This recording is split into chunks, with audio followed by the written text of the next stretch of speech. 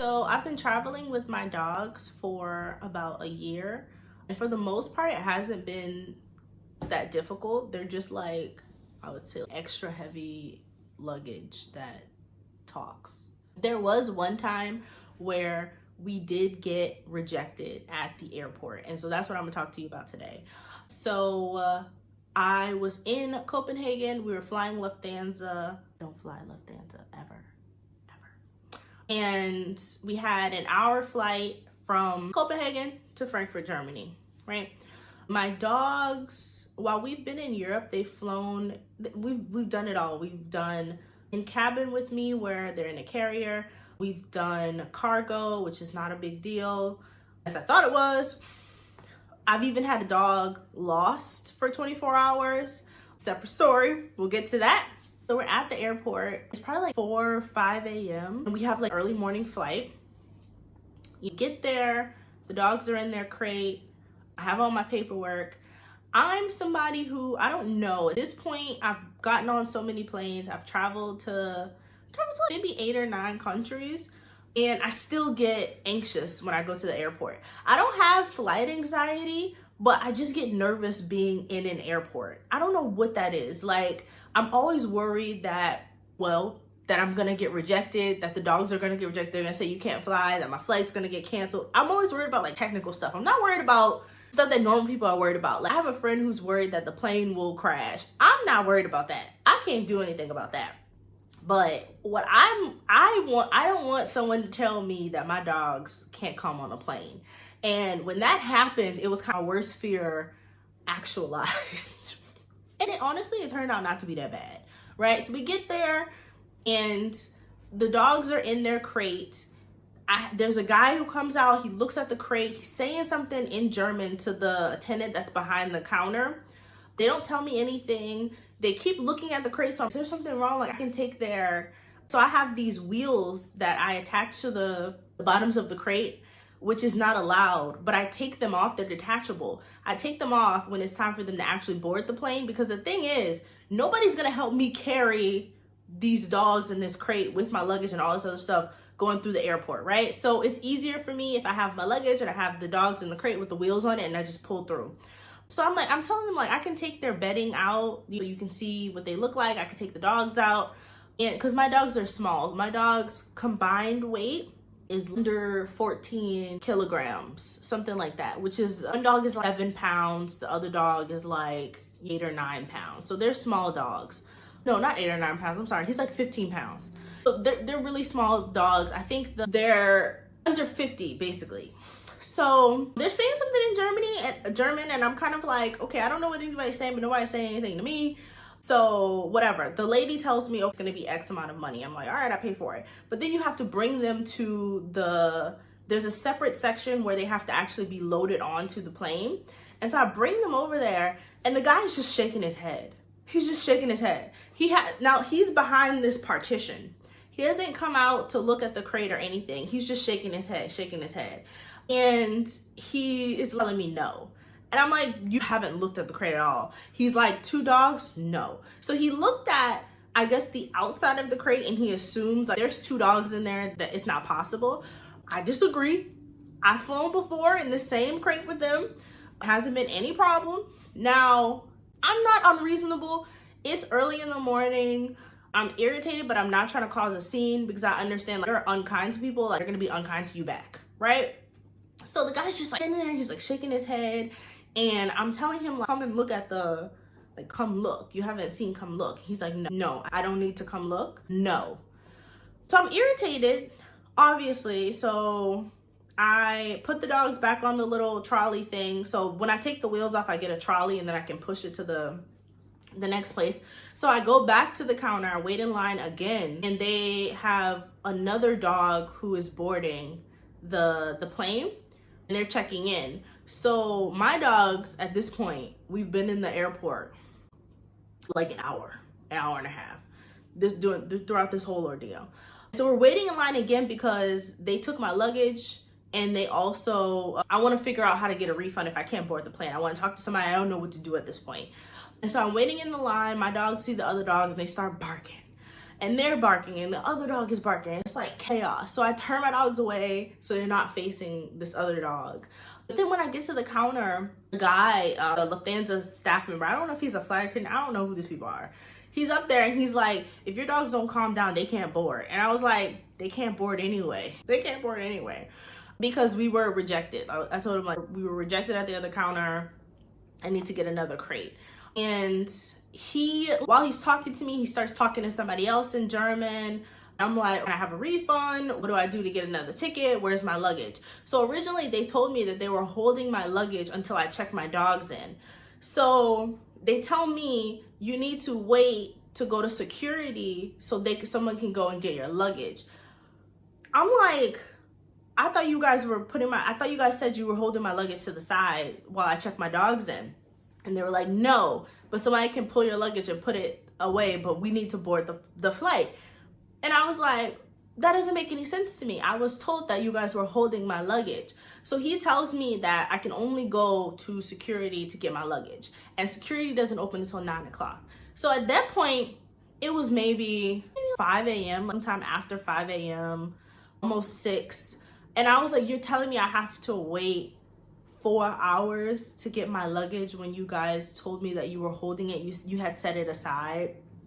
He's like, yes, and your dogs can't board. And I'm like, I understand that my dogs can't board. I need to get my luggage so I can figure out what to do.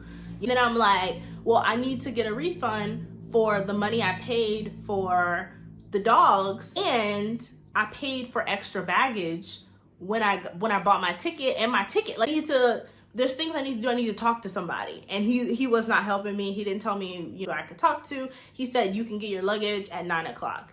He just was not kind. I don't know if this is like a German thing or if it's a Lufthansa thing. Rude. Just very rude, very dismissive. He spoke down to me. I'm trying to remember what did he say actually, but it was just very condescending. And I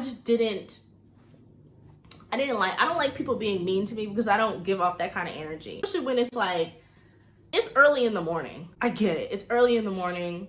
But if you have a job where you have to deal with people, if you work in customer service, I don't know if you need 15 cups of coffee. Get your coffee and be nice to people. Because this is already a frustrating situation. I'm already losing out on money. And it's really irritating when somebody is just rude to me for no reason. Just saying. Anyways, like I said, my worst fear actualized. But after I had my small panic attack, because, I'm in the airport. I had already checked out of my Airbnb that I'd been staying at in Denmark. I didn't know where to go. I didn't know what to do. I didn't know. It was just like, it was too early to even talk to anyone. Like, it was too early for me to even call the airline. I hadn't slept because I had to get up and go to the airport super early. And what I ended up doing, I was just waiting to get my luggage. I was actually able to get my luggage at 8 o'clock. No, 7. I was able to get my luggage at 7 because someone told me to go over there and just check. And lo and behold, he gave me the wrong information. So he told me that the counter that I needed to go to opened at 9 o'clock and that nobody was there and they would have to go and get my luggage. Lo and behold, the counter opened at 7 and someone was able to go and get my luggage and bring it to me. So I ended up just getting a taxi, finding a hotel, and I was like, I'm tired. I can't think about anything. I got on the phone with my aunt and my sisters and I was like, what am I supposed to do? I ended up doing something that might have been a little stupid. Maybe a little stupid. But I was at a place where I just get really tired of dealing with people sometimes, and I could just drive, right? I think when you're in Europe, because public transportation is so efficient, that a lot of people don't know how to rationalize the cost of getting a rental when you could just take the train or you could just take a bus. But for me, probably just being an American, or even the time I lived in Texas, my get up and go spirit is just kind of like, okay, I got it on my own. I'm gonna take myself, right? And then I think it was Adelia who says this, you need to have your OSH money, because especially when you're traveling with animals, just situations are going to happen that you're not going to expect, that you're not going to plan for. And if you just have a little bit of a nest egg to cover those expenses, it will really help you out. So I was just like, you know what? I'm going to get a hotel for a night. I'm going to rent a car and we're just going to drive. It's not a far drive. I decided to take the weekend and break up the ride because I'm not a very good long distance driver. I come from a family of long distance drivers and I am the weakest link because I sleep in the car. I be knocked out. But I could do a 4 or 5 hour drive, sometimes 6. The longest drive me and the doggies have done, we traveled from the UK to Spain, and I drove from, what is that called? Is it Folkestone? Forgive me, I may do a separate video about this, but we drove from like the border where you cross in using the UK, the channel, and we drove from there down to Barcelona, right? And I dropped the car, I dropped the dogs off, and then I returned the car in Perpignan because I got a rental in France. We drove down. We stopped in Orleans for a little bit because, I had to go see if the city was the city. Being from New Orleans, I had to go look and see if New Orleans was like out New Orleans, but it's not. It's totally different. And then we ended up staying, I think I stayed maybe 2 nights in Toulouse. I love Toulouse, by the way. I'll be going back. I love Toulouse. I really love South of France, just saying.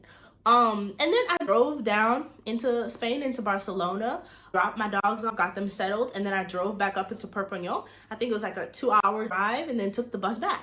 So, I've been doing things that I felt like I couldn't do, or I felt like this was impossible. Like, how do I do it? So anyways, this situation though, I drove to Hamburg from Copenhagen. I spent just one night. I might have spent 2 nights, and then I drove the rest of the way to Frankfurt. Dropped the car off in Frankfurt. I was talking about expenses because in Europe, although it feels like it should be cheaper, it is not. And I really feel like they need to do something, at least within the EU, where you have cheaper rentals. Yes, you have to return the rental in a new place, and then that person has to essentially drive the car back, so that's what you're paying for. But it just feels like a really expensive situation, but that's what I mean. As an American, I do feel like it's probably the same if you rent a car in New York and you have to drop it back off in California or something like that. It's probably also the same, but I guess taking into account that you're leaving it in a different country, even though it's all under the EU umbrella, I wonder if there's just a way to standardize that and just, you pay a fee or whatever and it'd be reasonable. But so that's what I ended up doing. We just drove. My dogs are get up and go dogs, so they were comfortable in the back of a car. We've done road trips before. They usually sleep most of the way. When I get gas, we go on little walks. They stretch their legs a little bit, and it's really not that big of a deal. I do travel by myself. I've never felt unsafe when I'm riding around. At least here. I think part of that is because, they don't have no pew pew here, right? So, and I've also never had anybody approach me, at the gas pump. We've relatively been safe. I am a daytime driver as well, so I don't really drive at night. And then I try not to drive longer than 6 hours. After that trip in France, I was like, I can't, I'm not built for it. So, so I'll do anywhere between 4 and 6 hours a day driving, and then we'll just get up and go. So yeah. And as always, please like, comment, and subscribe, and follow me on all social media platforms as the Awkward Black Nomad.